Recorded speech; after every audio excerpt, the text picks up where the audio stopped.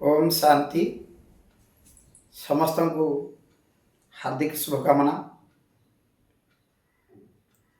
जेतेबेले रावण सीता चोरी करने को बाहरिले, मंदोदरी एक कथा को सुनी रावण को तो मना करि पारलेनी, कारण से तो अहंकारी थिला, से क्या कथा मानु नथिला। किंतु से हठात आगु को आसी कहले, स्वामी तुम्हें सीता चोरी करने को बाहरी छ, जाओ, मना ना। किंतु गोटे कथा कहूँ शुण, देख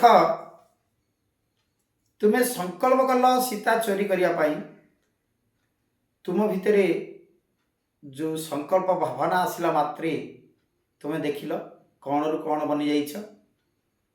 तुम्हें सम्राट थिल, बर्तमान तुम मथारे मुकुट कहीं, तुम हाथ में चंद्रहास खड्ग कहीं, तुम राजकीय परिच्छद कहीं, तुम सैन्य सम्मत कहीं, तुम्हें आज कौन हो राजार भिकारी बनी जाइछ, राजार रंक हो जाइछ। तुम्हें आज खड्ग बदल रे कमंडल धरिछ, राज पोशाक परिवर्ते पिंधिच गोटे भिकारीर वस्त्र। ताले स्वामी माँ सीता को अपहरण करने मनरे भावना आसला मात्रे, तुम भावना आसवा मात्रे तुम्हें यही राजारू रंक, राजारू भिकारी। ताले चिंता कर, यदि सीता अपहरण करिवो तापरे जहा हवा कथा हबो। तेणु मो सान गुहा मान, एथुरु निवृत्त हुआ। किंतु अहंकारी रावण शुणी नथिला। सीता को अपहरण करी आनी अशोक वन रखिला एवं सुंदर विदुषी ज्ञानी गुणी दासी मान को आनी सीता चारिपट जगेला। सीता को विभिन्न मनमुग्धकर कथा कही,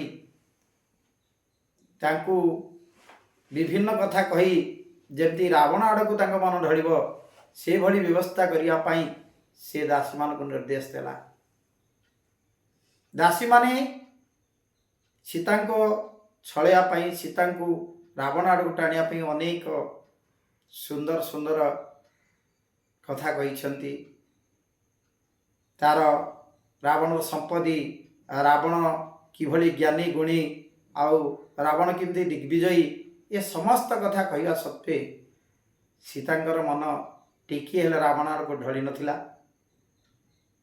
एकदा रावण एकथा जानी खूब मन दुखरे बसी थाए। से समय राणी मंदोदरी आसी पहुँचले, कहले स्वामी तुम्हें चिंतित तो कहीं।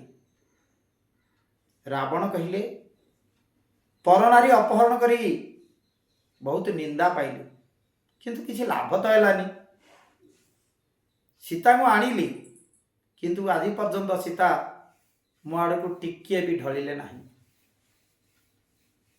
मंदोदरी कहले ये तुम्हें गोटे काम करून, तुम्हें जदि राम रूप हो जात ताले सीता तुमको ग्रहण करते। रावण कहला मु कौन से काम करनी बोली भावुछ, से काम कर सारी।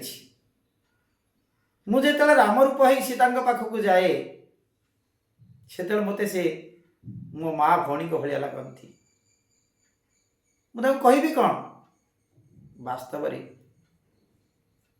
यदि रामंकर रूप छद्मवेश को धारण कले मनरे इतने सुंदर भावना जागृत हुए, ताहले जदि राम बनी जीवा, जदि वास्तव आमे से भली बनी जीवा, ताहले आम भावरे आम भीतर केते सुंदर भावना तैयारी करंता।